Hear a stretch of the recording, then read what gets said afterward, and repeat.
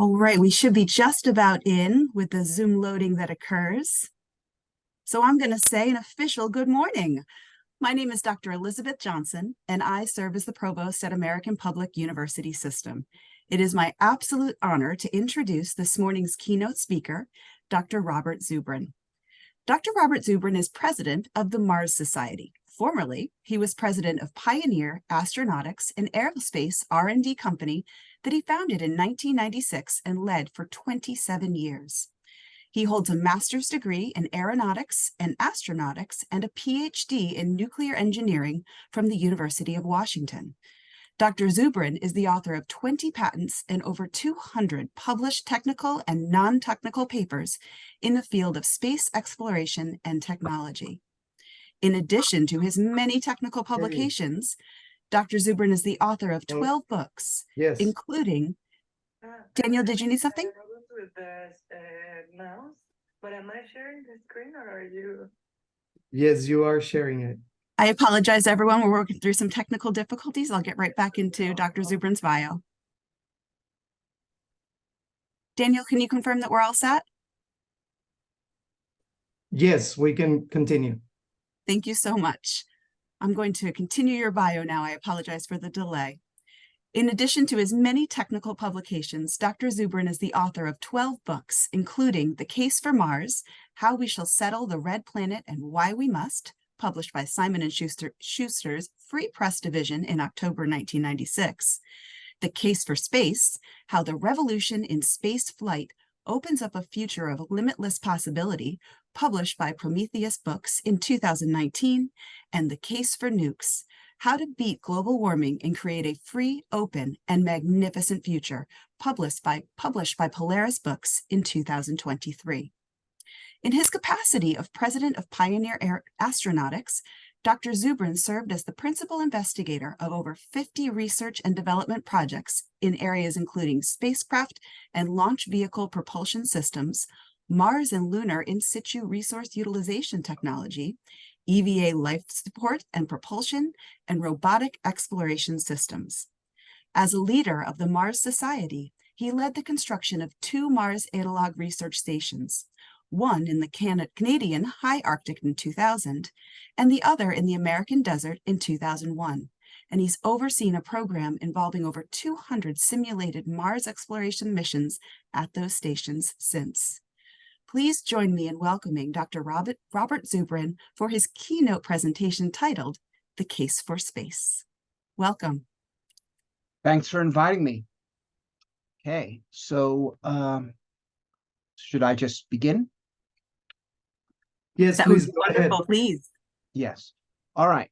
So I'm going to talk about the case for space, how the revolution in spaceflight opens a future of limitless possibility. Now, that's a lot to talk about.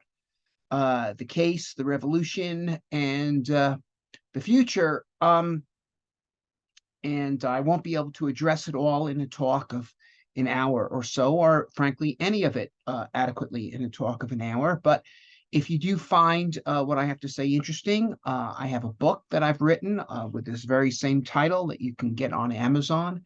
And that can amplify the points that I'm going to be able to make here today.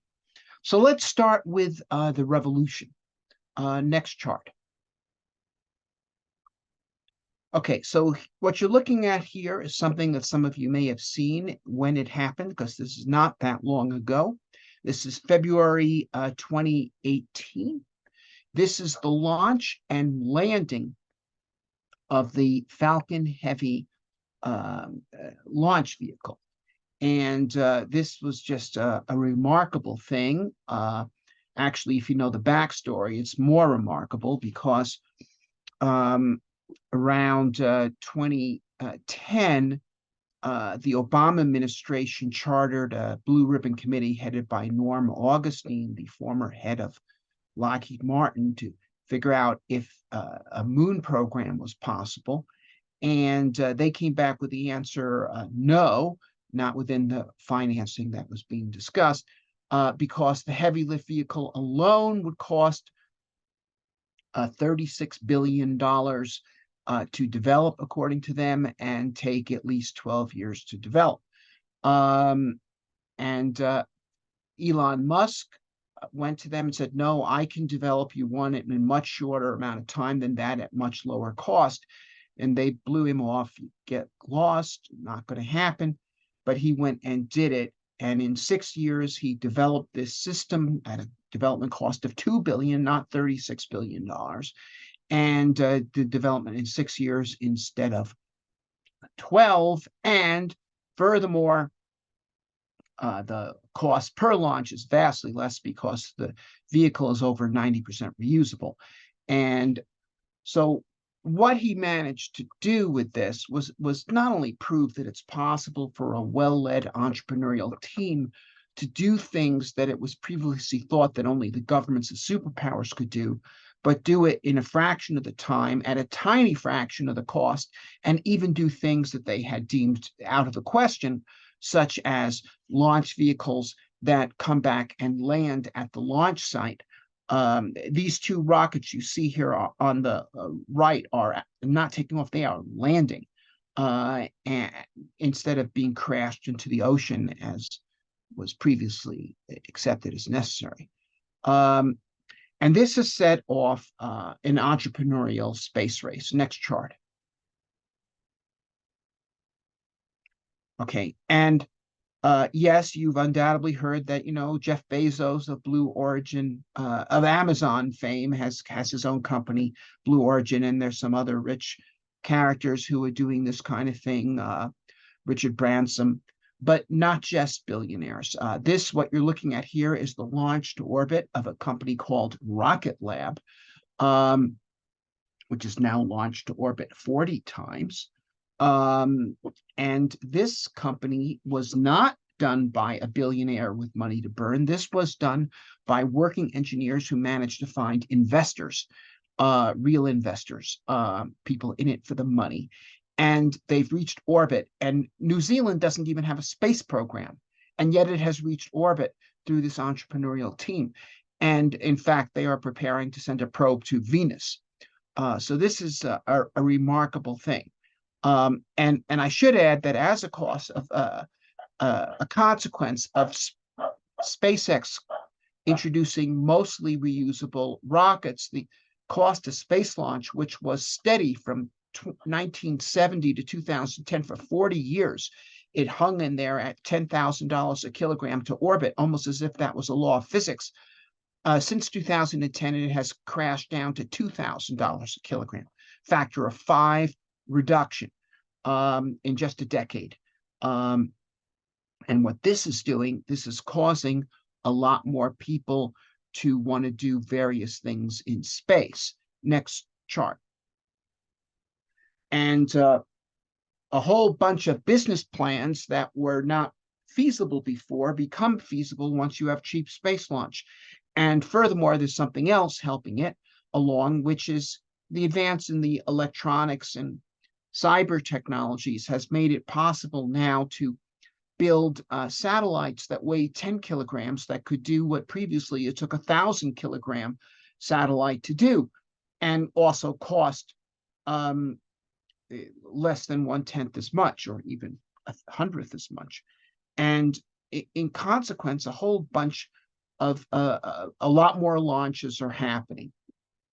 And you have satellite constellations being launched. SpaceX itself has launched a satellite constellation with 3,000 satellites, which is double the number of all the other satellites that were there before they started, about 1,500 working satellites from everybody else. And now SpaceX added 3,000 over about the past 3 years. Last year, they launched Falcon 9s to orbit 60 times. That's a launch rate of over 1 per week.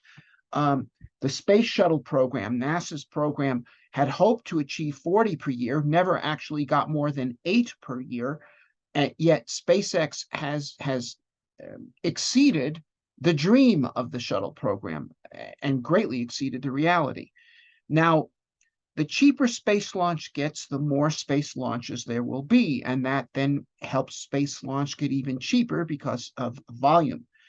Now, furthermore, the cheaper space launch gets, the less conservative spacecraft designers need to be. From 1970 to 2010, the practical wisdom among spacecraft designers was don't use anything that hasn't been used before. See, in the 60s, you had to use things that hadn't been used before because things hadn't been invented yet. But by the time of the moon landing, there was a way to do pretty much anything you wanted to do in space. Might not be the best way, but it was a way. And so once you had that, you say, well, a way is the way. But now people are trying out all sorts of new stuff because they can afford to take a chance when the launch costs $60 million instead of $500 million. And so spacecraft technology is advancing rapidly. And we're going to see new kinds of things. We're going to see orbital research labs.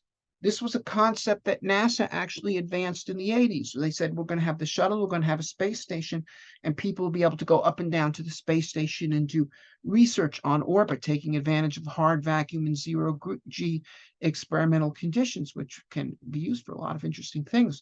But it never got off the ground, so to speak, because, first of all, it took years to get approvals through the bureaucracy of the space station. The costs were incredible.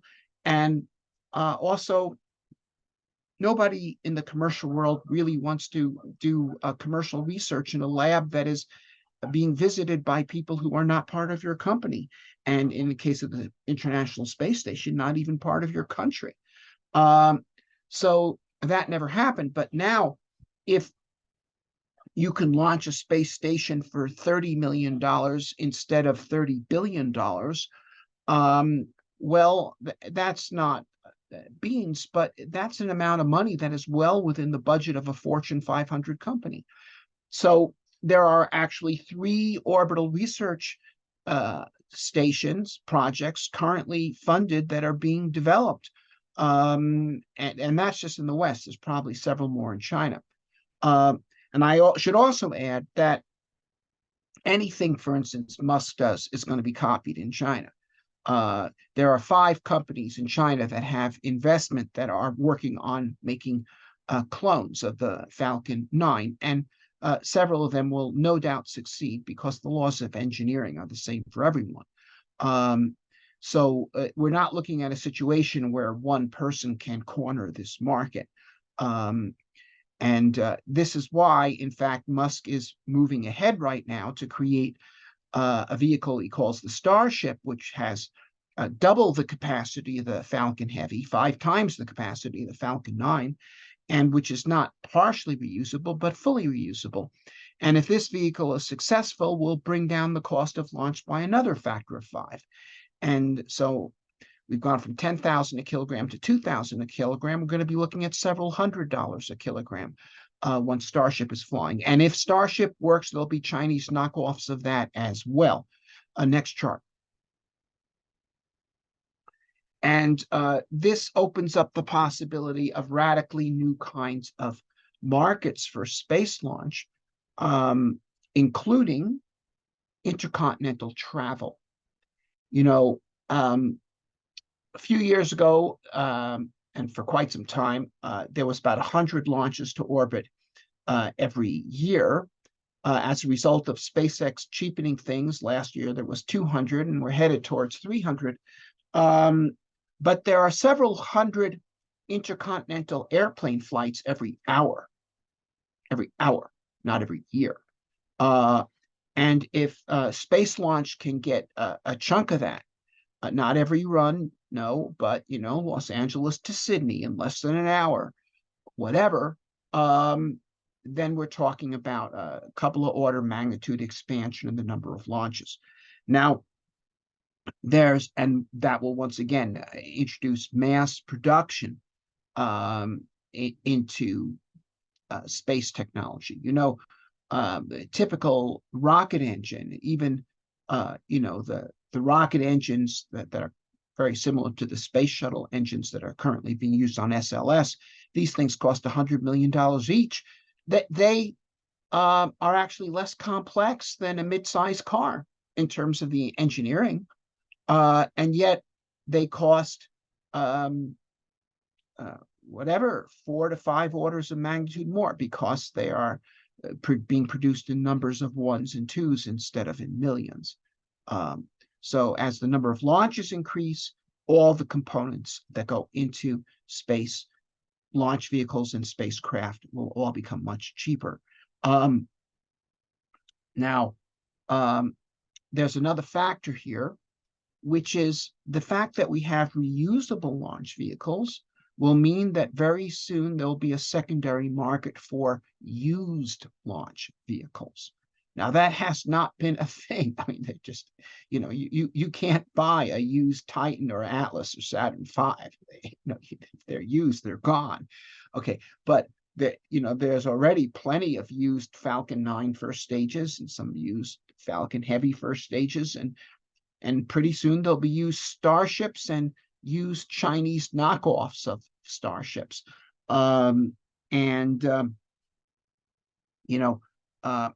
I actually know Musk, and he told me a couple of years ago that he thought he could produce starships for 10 million each, which means he or someone doing the same thing would be able to produce them, sell them for 20 million each, which means that eventually they'll become available on the used market for 5 million each, or even 2 million each. So, if you want to do something in space, it's pretty soon going to be possible to get a beater.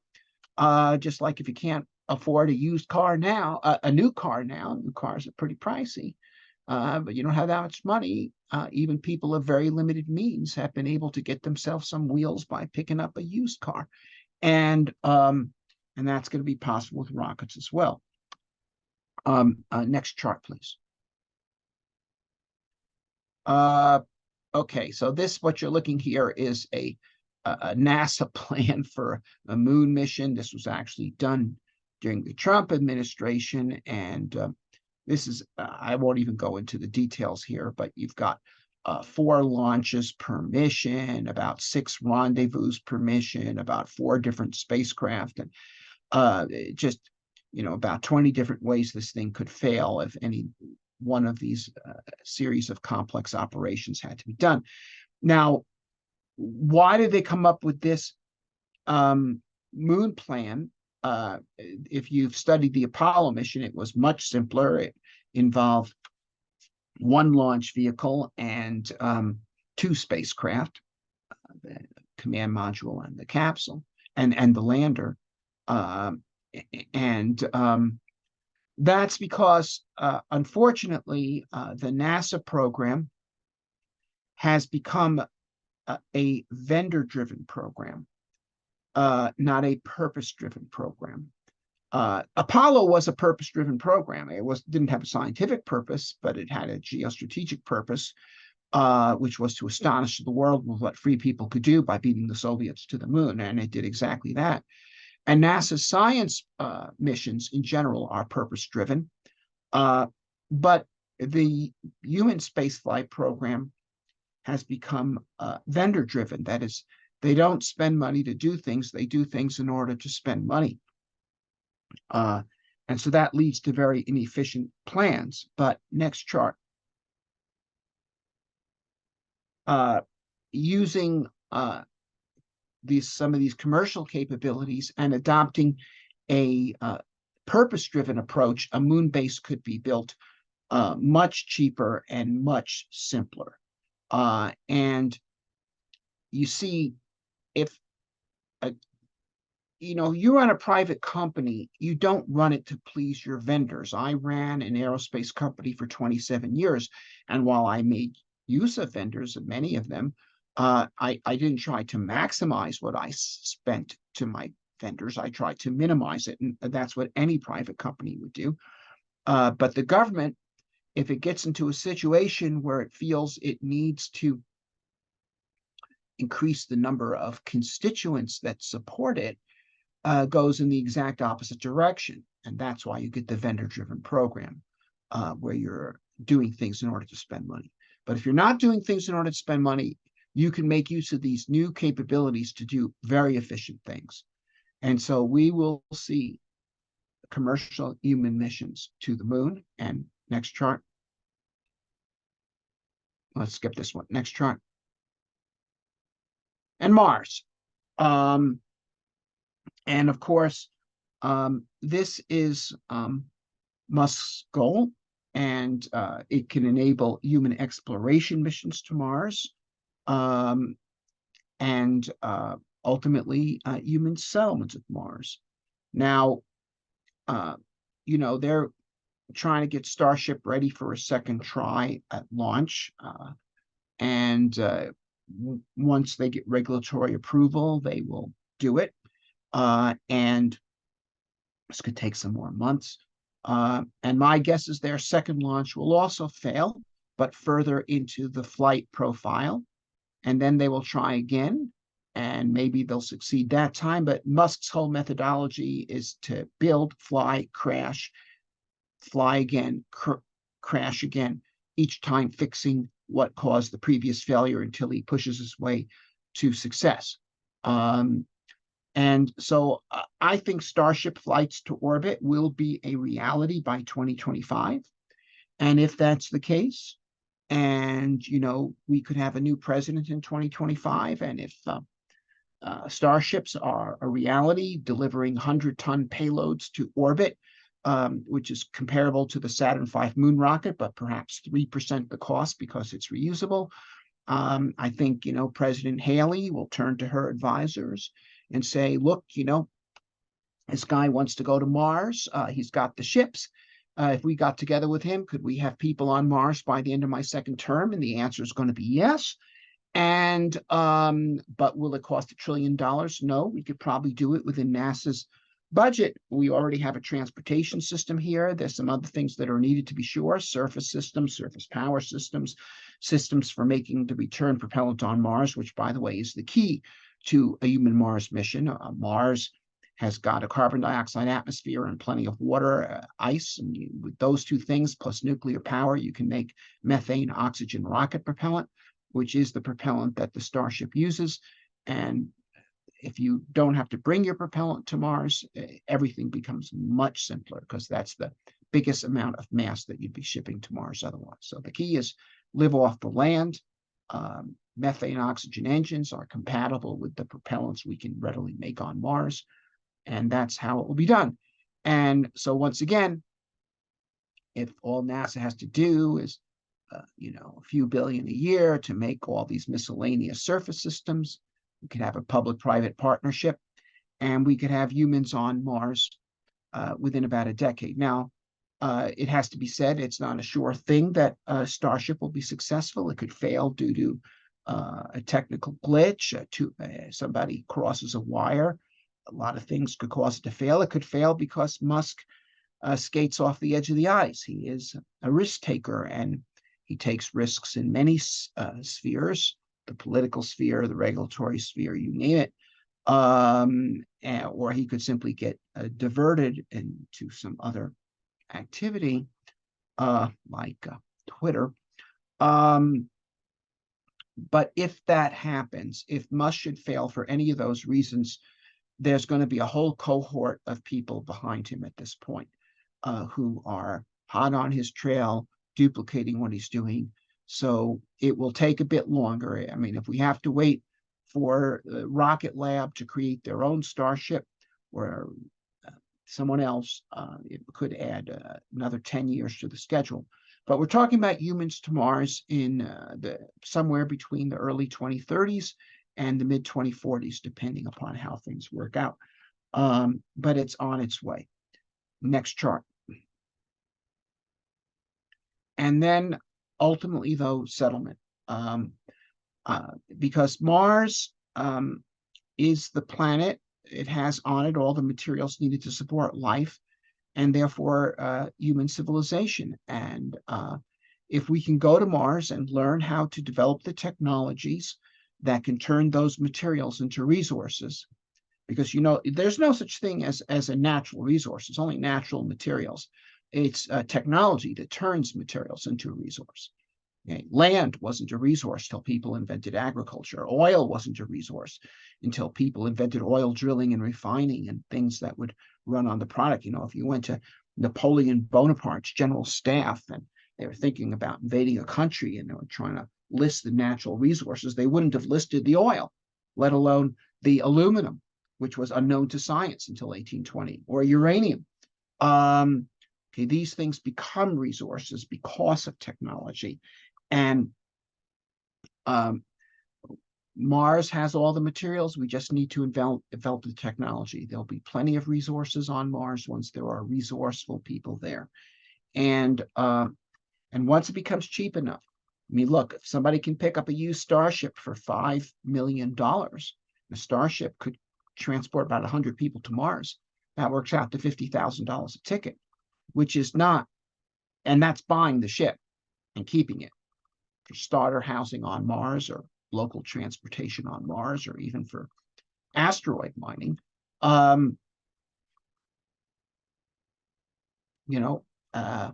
That's actually cheaper in relative terms to current incomes than a trip across the Atlantic was in the 1700s. And I think that the well of human social thought is not exhausted by the current realities. I think there always will be groups of people that have ideas on how people should live that are different, and these people tend not to be popular with everyone else, and they'll want to have a place where they can go, where they can give their ideas a spin, to have their own noble experiments. In some cases, they'll be wrong and their noble experiments will fail. But in other cases, they will be right and they will succeed. And in fact, and if they do create societies which can offer better ways to live, or more chances for people to develop their full human potential than what was available in the old world, they will attract immigrants and they will grow. And the ones that do this the best will outgrow the rest, and become the prevalent form of civilization on Mars, and an example for the Earth as well. Next chart. Now there's the asteroids. The main belt asteroids are rich in precious metals, platinum group metals, fantastically rich actually in them. However, Mars actually has a terrific positional advantage in supporting asteroid mining compared to the Earth, about 100-fold once you work through the numbers.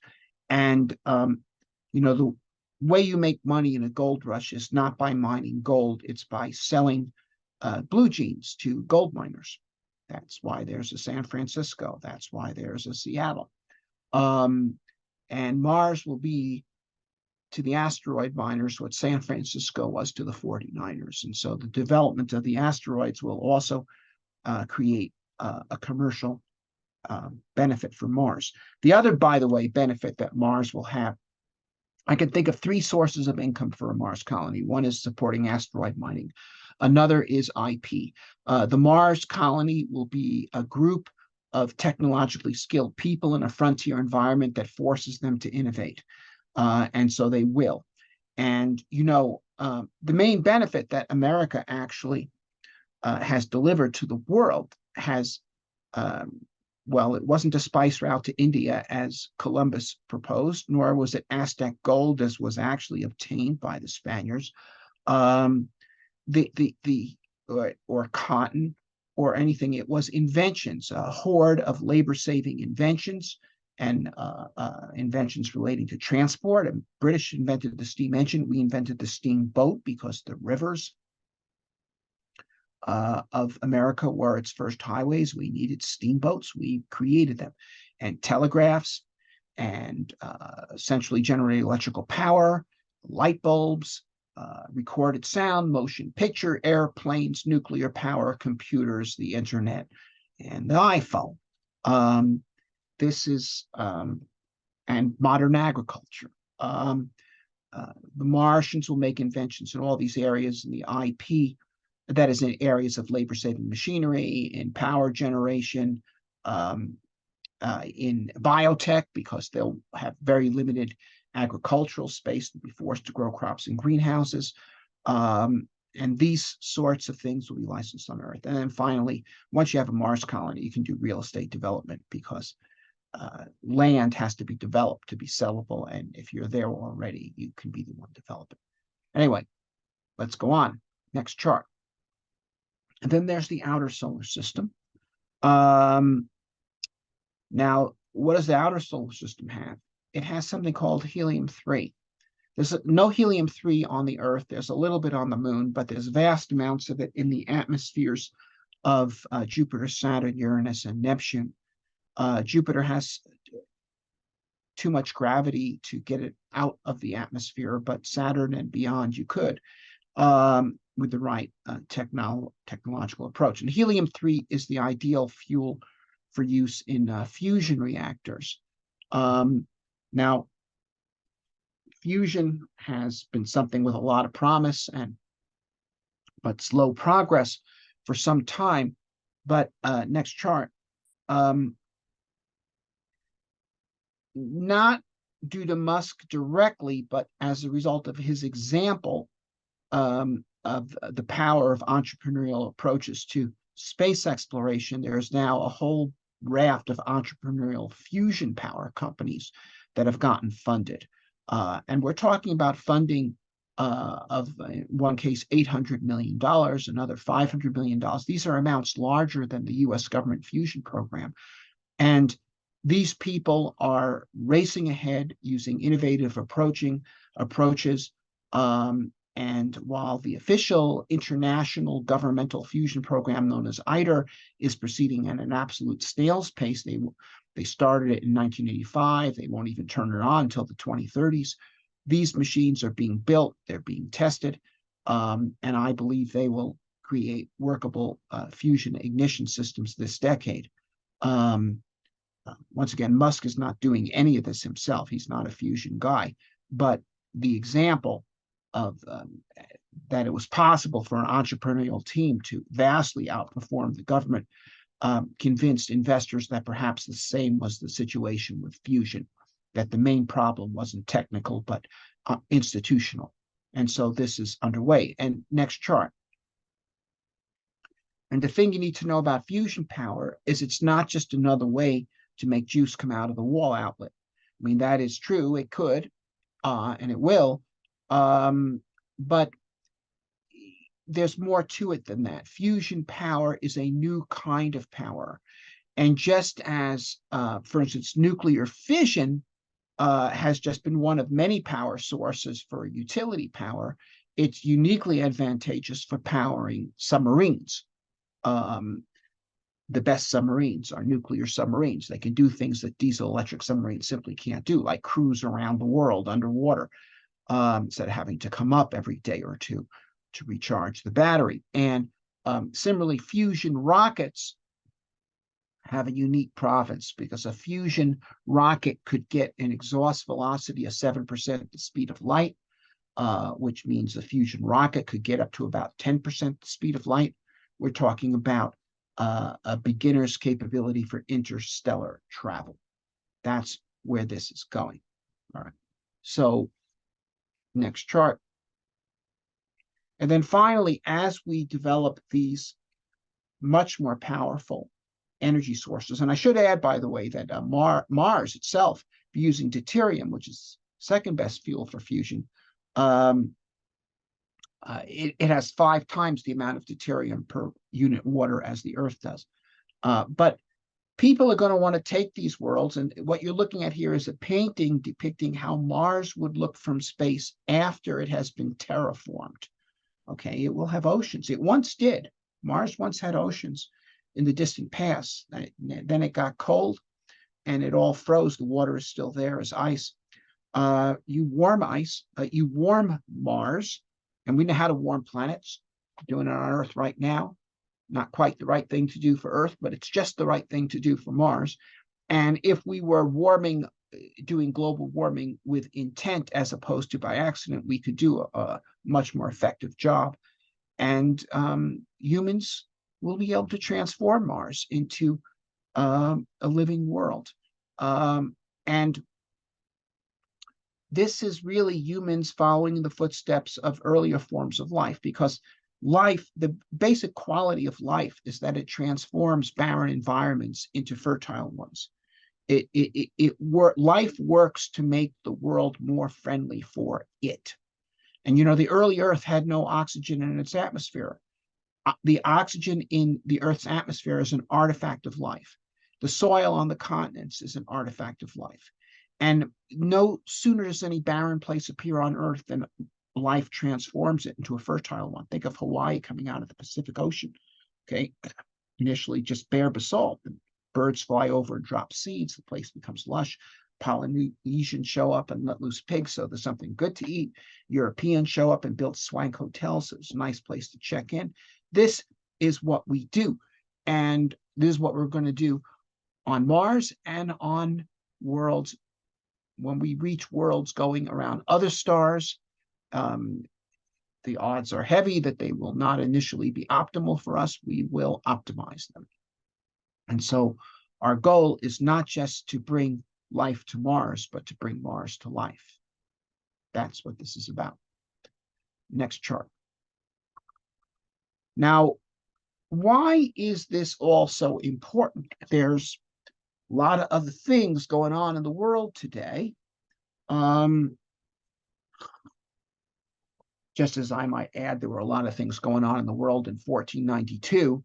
And many people at the time might not have recognized that Columbus's voyage was more important than the peace treaty that Britain and France signed between themselves in 1492, or the fact that the Borgias took over the papacy in 1492, or that Lorenzo de' Medici died in 14. In other words, those, if the Washington Post had been in business in 1492, those would have been the headlines. But in fact, only history buffs know about them today. They know about Columbus. Well, why is this more important than the many things that are making the headlines right now? Well, there's a number of reasons. The impact of the human expansion into space. And these are for the knowledge, for the challenge, for our survival, and for the future. So first of all, for the knowledge, and this includes knowledge of nature. Physics has mostly advanced over the past 4 centuries through astronomy. The laws of physics have largely been discovered through astronomy.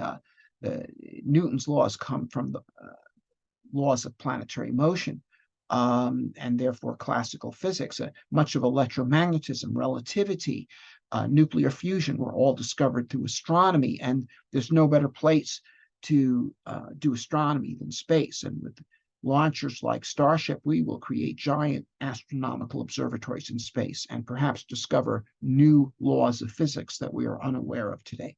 Exploring Mars, we have a chance to discover new biologies.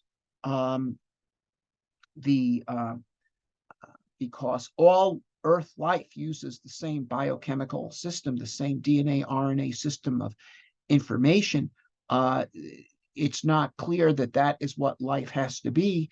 And if there's a separate origin for life on Mars and we discover it, we discover a different information system, this could open up vast new possibilities for biotechnology, synthetic biology, things like this, and as well as informing us about a subject that thinking men and women have wondered about for thousands of years, which is the true nature of the universe. Next chart. Okay, for our survival, okay, there's something you got to know about the Earth, which is where it is. The Earth is in space. That's where the Earth is.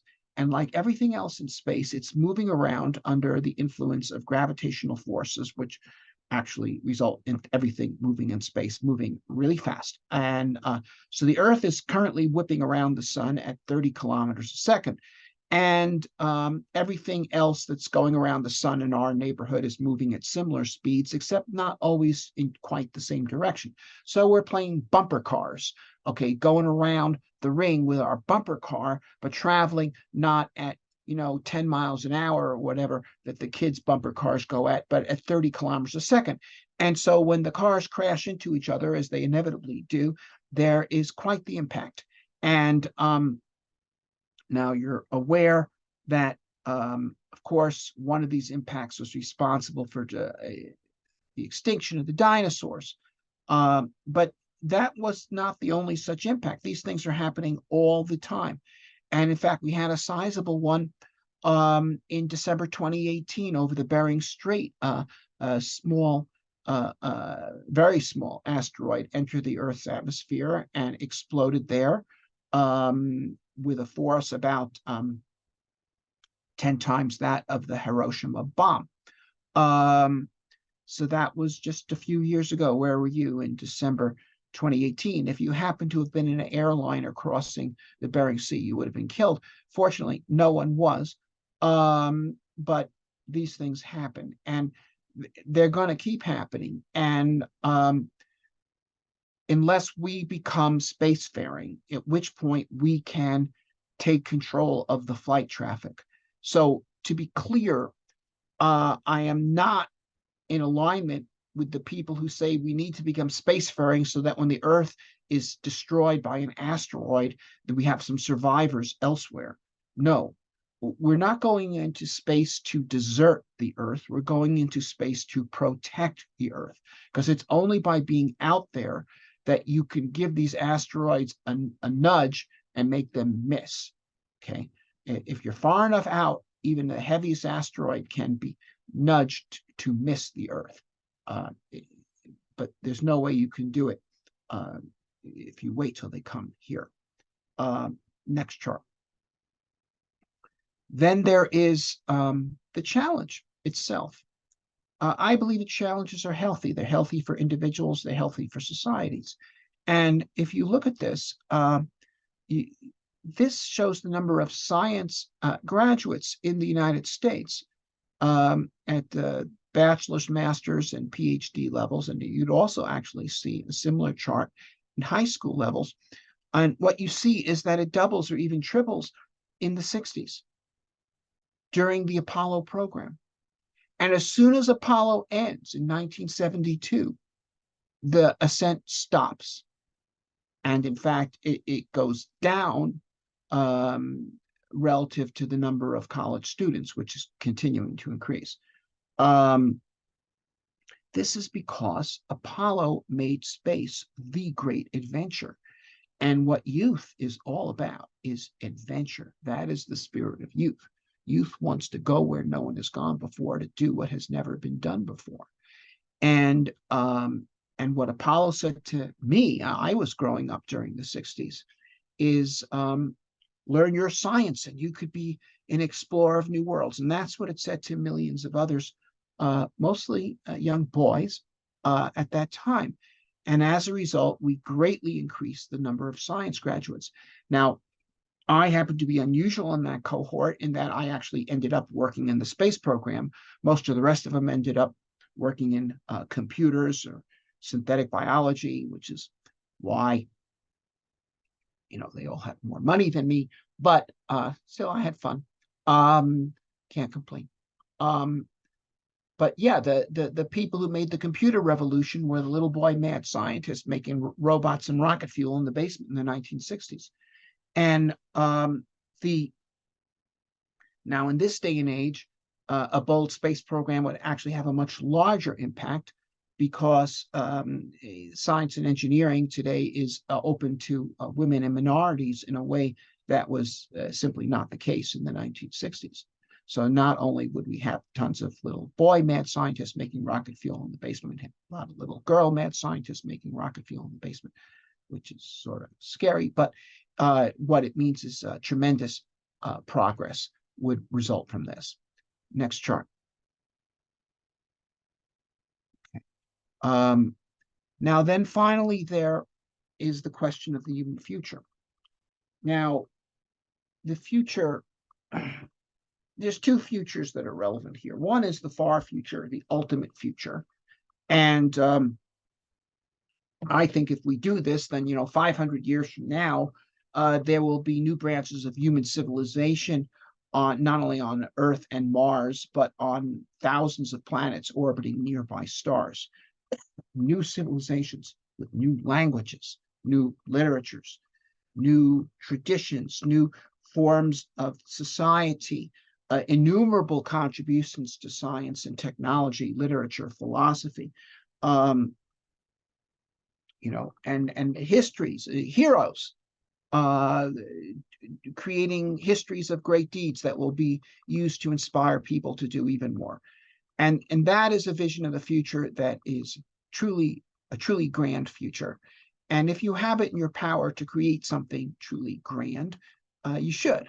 So that's one reason to do this. But there's a more immediate need, because the vision you have of the ultimate future affects what's going to happen in the near future. Okay. And we live on a world whose near future is deeply under threat. What kind of threat threatens us today? Now, if I ask this question to an audience, college audience, 3 or 4 years ago, by far the majority of people would have answered, well, global warming, that's the threat. We have to do something about that. Now, I actually agree that global warming is real. Don't get me wrong. But global warming is not a threat to kill you within 5 years. It is global warming is a long-term condition, and we have to deal with using long-term approaches, in particular, in my view, nuclear power. But there's a much more immediate threat, and it stems not from global warming, which is real, or for resource exhaustion, which is fictitious. Human resources are rapidly expanding because our technology is advancing. But the real threat to us today comes from the same thing that caused the global catastrophes of the 20th century, which is bad ideas.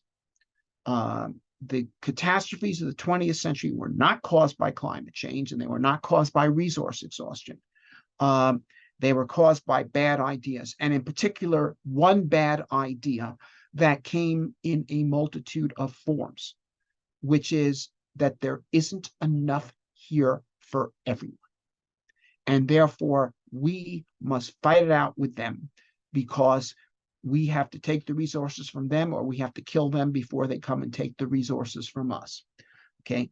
And this was the source of both world wars, the Holocaust, the Holodomor, many other horrors that could be named. This fundamental idea that there's only so much to go around. And, here, the Friedrich von Bernhardi is the chief intellectual of the German General Staff. In 1912, he writes this bestseller, Germany and the Next War, in which he says, look, there's only so much here, and Eurasia is either going to go to the Germans or it's going to go to the Russians.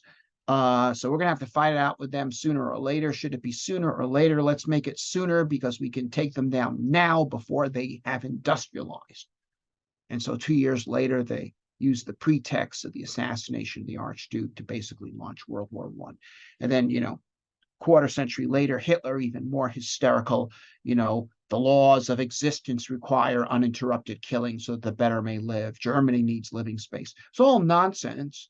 Okay, Germany didn't need living space. Germany today has less space than it did in the Third Reich, a higher population and a much higher standard of living. Why? Not because they succeeded in taking over a bunch of other countries and killing everyone there so they could steal their land and their cows. I mean, they did some of that, but that did not benefit them at all. The reason why Germany today, with less land and more people, has a higher standard of living is not through murder and cow theft, but through the advance of science and technology, which has been a global project to which Germans have made many contributions, but so have many other people, including people they were trying to exterminate. And had they been successful, they'd actually be much poorer. And yet people still believe this. And people still believe that we are competing for resources. And I happen to know, because I have spoken to them, that there are people in senior positions in America's national security establishment who believe that war with China is inevitable. Why? Because, well, there's 1.4 billion of them, and if they all start driving cars like us, or even like Europeans, there won't be enough oil in the world. And you can bet your bottom dollar that there are people in Beijing who look at this issue from the opposite side of the chessboard and think pretty much the same kind of stuff, except they have a different country they would like to eliminate. Now, if this kind of thinking is allowed to prevail, there's going to be world war. And it'll be far more devastating than the last ones because we have much better weaponry. And we could destroy ourselves over a fiction. Okay, just as Europe, 1914, Europeans were living better than people ever had before in human history, and they almost destroyed themselves. Today, people are living much better than they ever had before in human history, and we are poised for world war. Now, furthermore, you should know that this idea of limited resources is the enemy's ideology. Okay, it is the ideology that supports tyranny. Okay, because tyranny is justified by the belief in the necessity for war. Here, I'll quote Hitler for you again. He said this idea of perpetual progress through science, he said it was a Jewish plot to undermine the people's belief in the necessity for war. Okay, now it's not a Jewish plot, but it does undermine people's belief in the necessity for war, precisely the belief that he wanted to reinforce, precisely the belief that Putin needs to reinforce. Okay, the belief in the necessity for war. Now, we have to undermine that belief. Okay, we undermine that belief, we undermine the tyrants, and we undermine the drive towards war.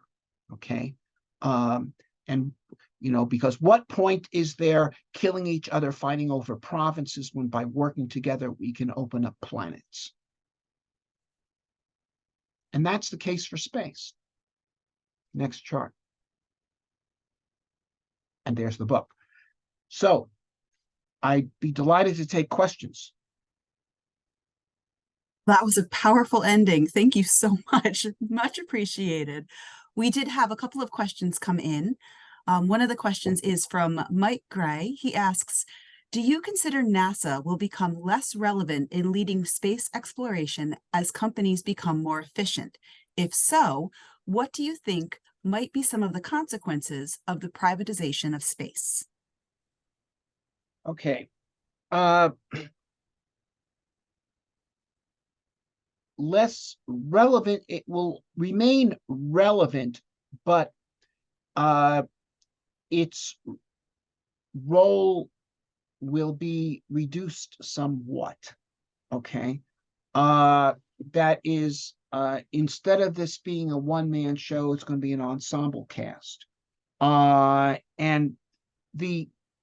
NASA can still play a critical role because some of these things, okay, commercial development of orbital space, yeah, that'll be done by the commercial people with NASA playing a minor role.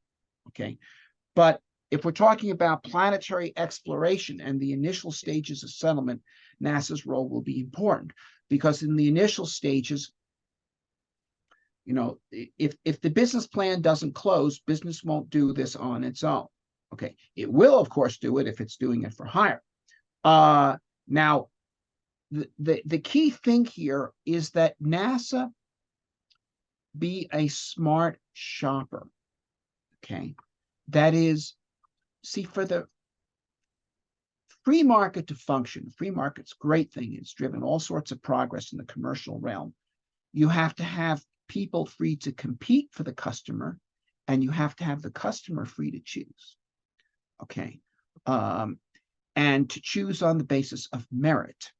Okay, and where NASA is free to be an intelligent shopper, for instance, to choose the most cost-effective, the cheapest launch vehicle that could do the given mission, okay, then it drives the competition to develop the most cost-effective rockets. On the other hand, if NASA's decision-making process is dominated by politicians who insist, we want you to buy this rocket for this mission because it's made in my district, then this becomes non-functional. Then NASA does not help drive progress in the commercial realm. Okay, so now, of course, buying the most efficient rocket also actually benefits NASA in that they get to spend their money most efficiently. So, for instance, the Test Space Telescope, which is a planet finder that needed to, looking for planets around other stars, had to be launched into interplanetary space. Now, the science directorate of NASA, which is the sponsor of that mission, was able to choose freely. And they chose a Falcon 9 for that mission. It cost $60 million instead of using a Delta, which would have cost $300 million, or an SLS, which would have cost over $1 billion and isn't available yet. So they were free. And I must say that the science directorate of NASA tends to be the most purpose-driven part of NASA. In other words, they didn't land the rovers on Mars in order to give money to the airbag manufacturers. They did it to land rovers on Mars. Now, it's not completely pure. There, this is a human institution and things happen, and there's stuff that one could make points about. But overall, they mean business. They are trying to do their astronomy or their rovers in the most effective way they can, as opposed to the post-Apollo human spaceflight program, which because it has had a lot of money, and B, no clear purpose, it becomes a thing who's gets seized on by the politicians as basically a bag of money to be fought over and distributed. And the reason for that crazy moon mission plan that I showed you earlier was because it was imagine you're trying to build a house, and the way you build a house is you call all the businesses involved in housing construction over to your plot of land and say, okay, I want to build a house. And the guy who builds spiral staircases says, well, you got to have a spiral staircase. And so forth. So you end up with a weird looking house that costs about 10 times more than it needed to. And takes Sounds like it's going to be a fun house, though. Yeah, quite. Okay, but anyway, so there it is. Very good. We have 1 minute left. I'll give you one more question, but we need a real quick response to it. And that is, are you aware of any companies researching and developing spacecraft that use the propulsion system electrogravitic,